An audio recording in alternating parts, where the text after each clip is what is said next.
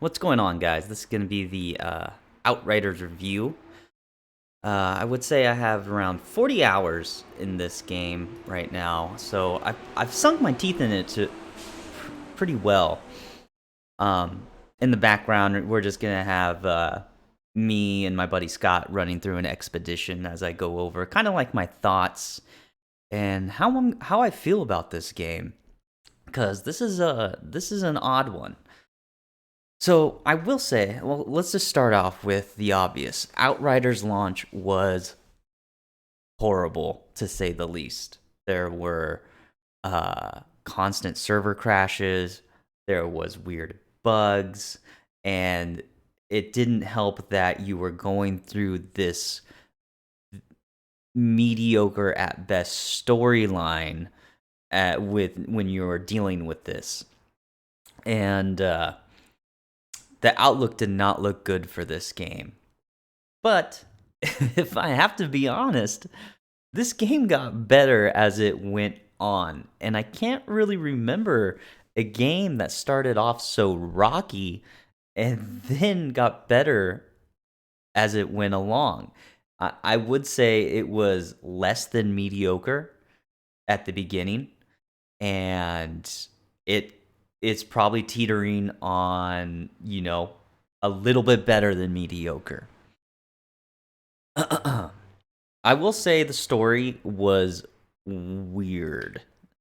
It did have some good moments, maybe not great, but there was definitely some good character development in the story.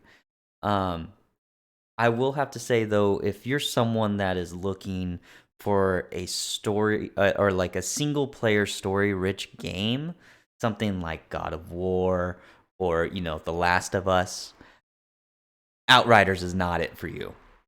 Look somewhere else. But, what this is at its core is pretty much a looter shooter.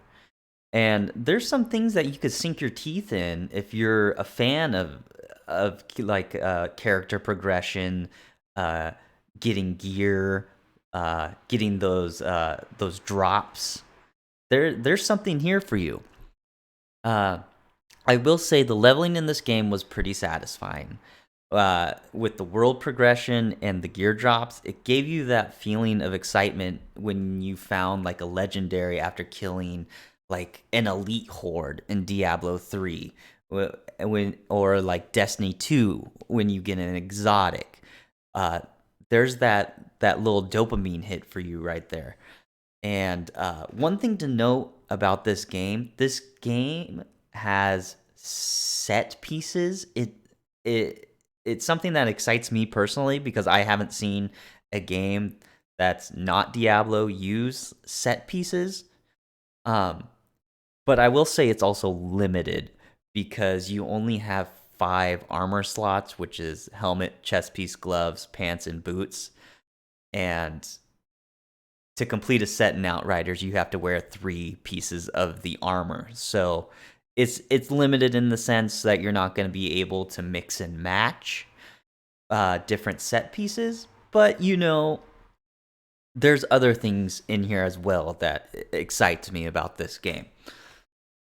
I will say the world progression system in this game is a really good system. Like, I played solo throughout the campaign, and as I naturally played the game, um, you progress world tiers, and the higher the world tier, the higher level gear you will receive.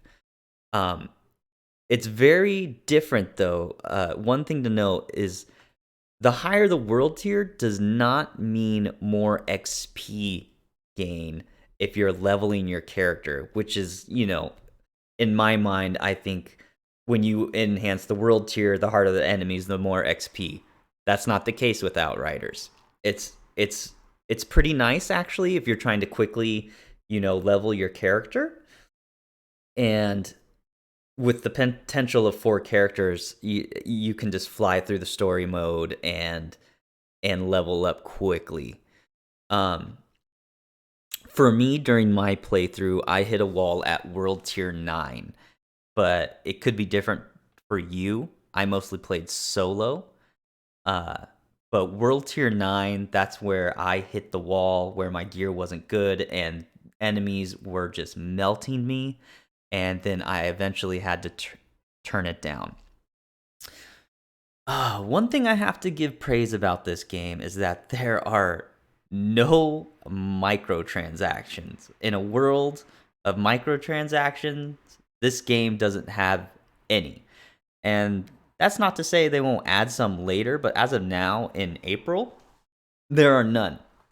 And it's kind of a beautiful thing. The system they added, it's like you can unlock everything by just playing the game. You could unlock your banner customizations by getting it really reminds me of the old Call of Duty Modern Warfare, where you had to get 500 headshots to unlock a camo. That's what this is. It's, if you need to kill 500 people with an assault rifle to unlock this emote, this banner, uh, this all the different customizations, which is really nice. I also will say I really enjoy the crafting system. It's inviting. It's easy for people who don't have a ton of experience character crafting, and but it also gives you enough to sink your teeth into if you're a veteran of character development and min and maxing.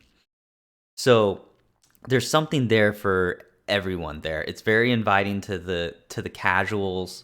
It's easy to explain. Uh, it's really nice. A negative I will have to mention is the online play. When I was trying to solo queue into expeditions, it was choppy, it was clunky. I even ran into a weird bugs like not being able to revive your teammates. And as you can see, I'm down right now. You need to be able to revive your teammates. And there was also frequent crashes. Like it was really bad experience, and for the end game to be that bad, uh, it was very disheartening. So I also want to talk about, I see a lot of confusion on what this game is. People like to compare it to Destiny, Division, Anthem, but in my opinion, Outriders has taken like features and mechanics from those other games, but it sits in its own little sci-fi action genre looter shooter nicely. And if I did have to compare it to a game, just if I had to compare it to one, it would most likely be something like Borderlands, where you just bought the $60, the game's complete. It's not going to be a live service. There's probably going to be some DLC and updates, but it's not a live service game. So right now, Outriders is what it is, pretty much, until the foreseeable future. I will say this game, in my opinion, has built a solid foundation, though. If you're fans of Destiny, to me, Destiny didn't have that solid foundation. And when you build upon it, it kind of just crumbles. This game, though, I feel like it has a pretty solid foundation, even though it had a very shaky start. And I'm personally looking forward to what Square Enix and people take this game, where they're going to take this game. My suggestions for the people who are, do I buy this game? Is this a must buy? Should I wait? I would say wait to buy this until they iron out all the kinks. As of today, they've already pushed out a patch, and it's only been a week that was supposed to address a few of the issues like matchmaking. And they've also, nerfed and changed different character types. So Square Enix and People May Fly are on top of this game. So it's pretty nice to see. And my final thoughts, I would give this a 6 out of 10, with the potential of a 7 out of 10 if they iron out everything. All right, you guys can catch me live at twitch.tv/sick'emlow. I hope you guys have a great rest of your day. I'll see you guys next time.